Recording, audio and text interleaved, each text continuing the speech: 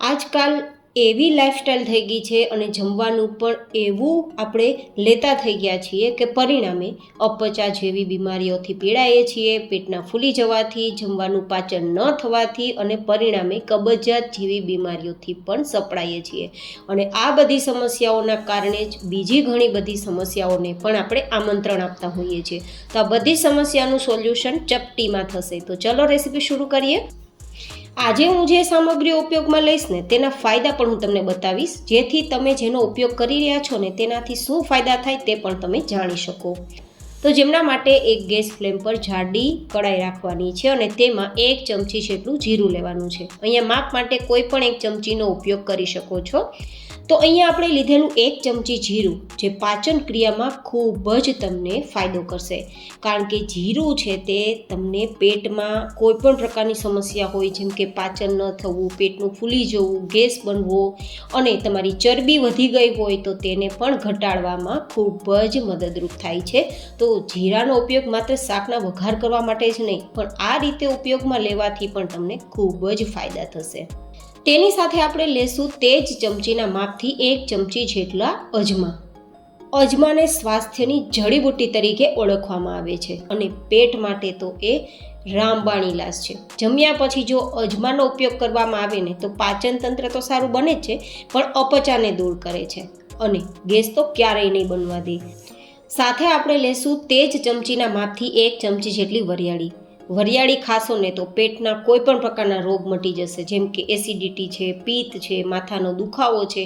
આ બધી જ દુખાવો ચપટી વગાડતા દૂર થઈ જશે અને પેટ માટે તો એક રામબાણ ઇલાજ છે. વરિયાળી લગભગ દરેક ભારતીય ઘરમાં જોવા મળે છે અને તે શરીર માટે ખૂબ જ લાભકારી છે. વરિયાળીમાં અનેક ઔષધીય ગુણ રહેલા છે, જેથી નાના મોટા બધા જના સ્વાસ્થ્ય માટે ગુણકારી છે. આયુર્વેદમાં બતાવ્યું છે કે જઠરાગ્નિને પ્રદીપ્ત કરવામાં શ્રેષ્ઠ ઔષધ કહી શકાય તો તે છે વરિયાળી. જે વ્યક્તિને ભૂખ ન લાગતી હોય, ખાવાનું ભાવતું ના હોય તો તે લોકોએ પણ વરિયાળીનું સેવન કરવી જોઈએ. અને અપચો થઈ જતો હોય તો ખાસ તમારે આ વરિયાળી લેવી જોઈએ, કારણ કે વરિયાળીની અંદર vitamin C, fibre, potassium, manganese, copper, folate, phosphorus, magnesium, calcium, iron, vitamin B3 જેવા પોષક તત્વો મળી રહે છે અને પરિણામે પૂરા શરીરને હેલ્ધી રાખે છે. તો વરિયાળીનો ઉપયોગ તો કોઈને કોઈ સ્વરૂપમાં કરવો જ જોઈએ. તો હવે આ 3 સામગ્રીને ધીમા ગેસની ફ્લેમ પર આપણે શેકીશું. જનરલી આવી બધી સમસ્યાઓ થતી હોય ને ત્યારે આપણે બહાર દવા લેવા માટે દોડીએ છીએ, પણ તેનું પરમનન્ટ સોલ્યુશન ક્યારેય નથી થતું.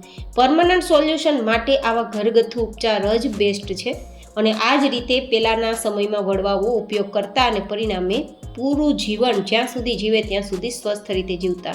તો આ રીતે લાઇટ ગોલ્ડન કલર પર આવી ગયા છે, શેકાઈ ગયા છે. તો ગેસની ફ્લેમ બંધ કરી અને તેને નીચે ઉતારીને ઠંડા કરી લઈશું.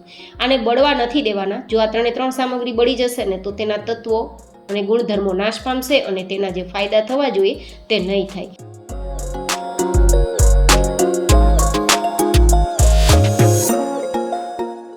અને ઠંડુ થઈ ગયા બાદ તેને મિક્સર જારમાં લઈ લેશું, કારણ કે જો ગરમ આપણે આ વેરાયટીને પીસવાની ટ્રાય કરશું ને તો સ્ટીમના કારણે ખરાબ સ્મેલ પણ આવશે અને તેના ગુણધર્મો પણ નાશ પામશે. તો આપણે ઠંડા થઈ ગયા બાદ મિક્સરમાં લઈ લેશું અને હવે આપણે જે ચમચીથી આગળની સામગ્રી લીધી છે ને તે જ ચમચીથી અડધી ચમચી જેટલો સંચળ પાવડર લેવાનો છે.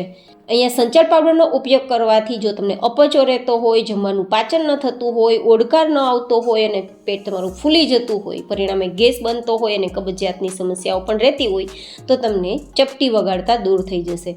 સાથે આપણે લેશું 1/4 ટીસ્પૂન જેટલી હિંગ, એટલે કે જે ચમચીથી આપણે સામગ્રીઓ લીધી છે ને તેના ચોથા ભાગની હિંગ લેવાની. હિંગ છે તે તમારા જમવાને પાચન પણ કરશે અને પેટને એકદમ સાફ રાખશે. તમારો ચપટી વગાડતા પેટનો હુફારો કહી શકાય, પેટ ફૂલી જવું કહેવાય, તેને દૂર કરશે. હવે એકદમ અધકચરું વાટી લેશું.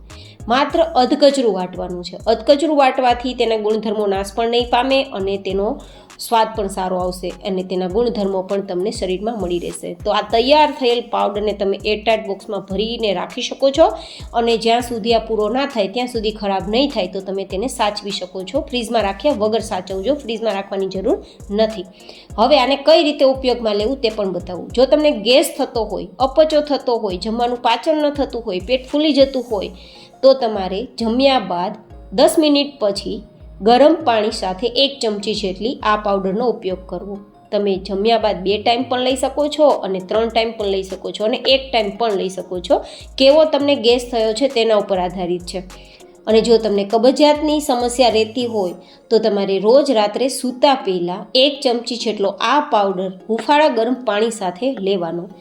આ રીતે તમે ઉપયોગ કરશો ને તો કબજિયાત તમારું જડમૂળમાંથી દૂર થઈ જશે. રાત્રે જેવું તમે આ ચૂર્ણ લેશો અને સવારે તમારું પેટ એકદમ સાફ થઈ જશે. ગેસ તો માત્ર 2 જ મિનિટમાં છૂમંતર થઈ જશે. આ રીતે તૈયાર કરેલા આ ચૂર્ણનો ઉપયોગ તમને અચૂક ફાયદા કરશે. ફરી મળીશું એક હેલ્ધી રેસીપી સાથે. ત્યાં સુધી stay healthy and stay happy.